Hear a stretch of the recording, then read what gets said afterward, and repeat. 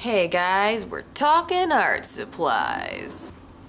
Hey guys, my name is Abby. I am a graphic designer, blogger, and illustrator, and I have recently found some really amazing art supplies that have really helped me and my work, and I would love to share them with you because quite frankly, they are too good not to share. So with that, let's get to it.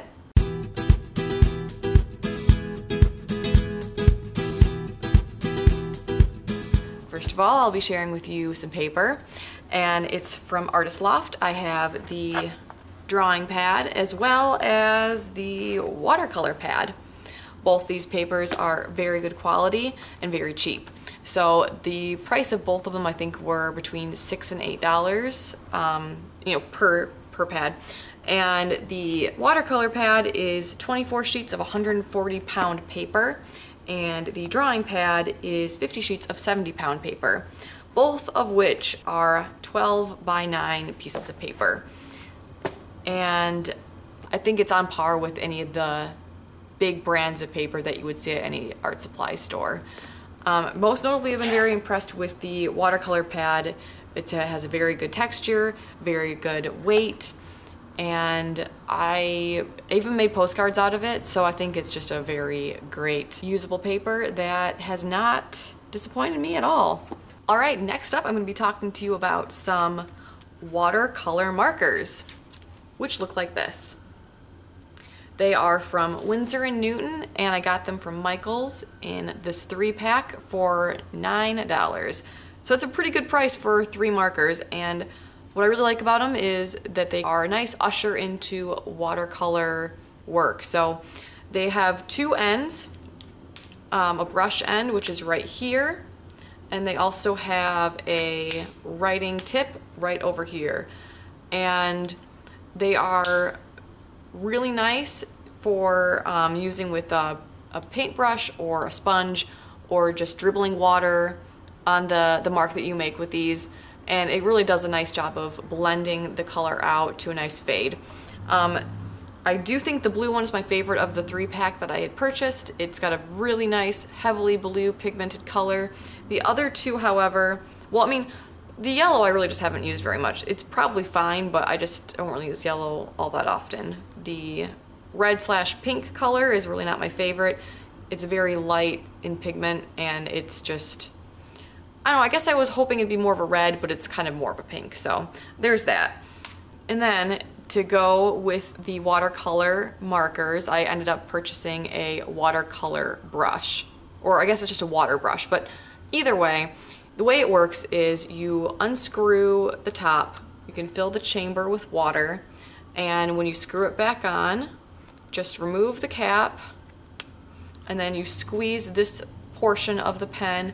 Water will come down through the chamber and into the bristles. And so they act very much like you would expect a paintbrush with a line quality.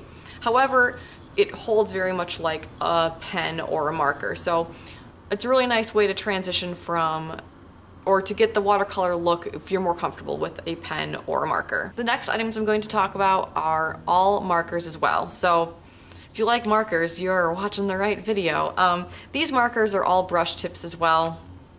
The first one I'm going to talk about is my favorite of the 3, and it is the Tombow Duo brush.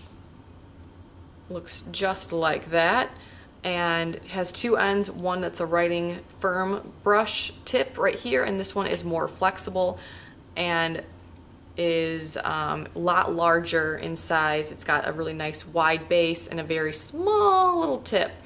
So it really does a good job of making a very distinct difference between its thick line and its thin line. So this one I think is great. The line quality is very fluid and it's very saturated, and it's very consistent line. And when I saw the blog Pieces Calligraphy, I just thought her work was amazing, and she said that this was the pen that she used the most. So I went to Blick's and I asked the clerk right away if they had Tombows, and she pointed me in the right direction, and they had a ton of them, and in so many colors. Pretty much any color you would ever want, they have them. So I think that's pretty neat, and they're only like $3.20, so huge bargain for the money.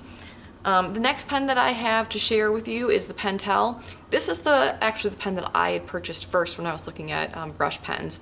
And the main difference between this and the Tombow is this brush is made up of synthetic bristles. So what that means for the line quality is that when you are applying light pressure, the line is thin but also very pigmented and very black.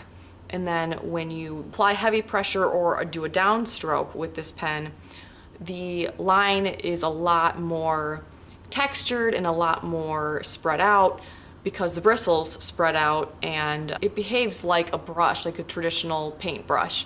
And I really wasn't expecting that when I bought this. But now that I've used it, and I've used it quite a bit, and I really, really love the kind of line it makes with this. So this one is a lot more of a textured line, and this one is much more of a solid, very consistent dark line through the entirety of your line making. So this pen, however, I think it only came in black, maybe also gray, but it was kind of expensive too. I think it was around like $9 for just this pen. So I thought it was a bit steep, but now that I've had it in my life, I can't imagine my art collection or my art supplies without this. So there's that for that one. And then finally, the Pigma Sakura pen right here, which is done by the same brand that does Micron pens, is another huge favorite that I really wasn't expecting to buy. I saw these at Blix when I was looking for Tombows, and it was only like $2.80.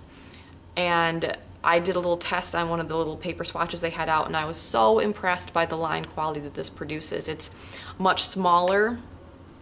The brush is much smaller, so the thin line is ultra thin and the thick line is thick but not nearly as thick as the Tombow. So a very different line quality, but the consistency, I'd say, is about the same as the Tombow, since it is also a more of a sponge, or more of a sponge tip. So very nice pen also for the price.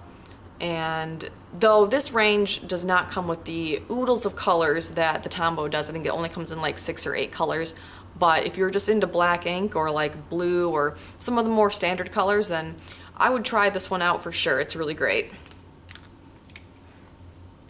Alright, so we're on the last item, guys, and that is calligraphy ink. Now this is a craft that I've just recently started to get really into, and it's really difficult and it's really rewarding though. So when I was looking at inks, I really wanted to get another black, because the only other one that I had was when I was in college, and it was kind of getting old and running dry, and so I just wanted to go and pick up at least a black and an extra color. But when I saw this,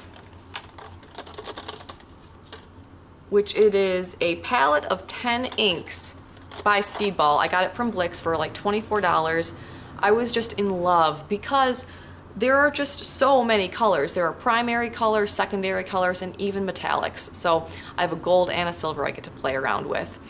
And the really neat thing about this is that the inks are all water soluble. So if you wanted to play around with watercolor, you'll be able to do that very nicely. And also just the pigmentation and the saturation of these colors is just really nice in a calligraphy pen as well. So if you're just kind of getting into calligraphy, or if you just really want to try a lot of colors for not as much money, I would try this palette, because it's just a really good bargain and you get so many colors. I think that is just such a wonderful thing to have at your disposal. So if you're feeling red, or if you're feeling purple, or feeling gold, you can just do it. You just don't have to go to the store. It's just right there.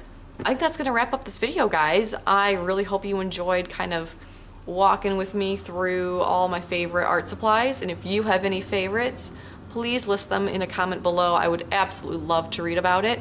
Or if you just want to like let me know what your how your day is, or what you're inspired by these days, I would love to read that as well.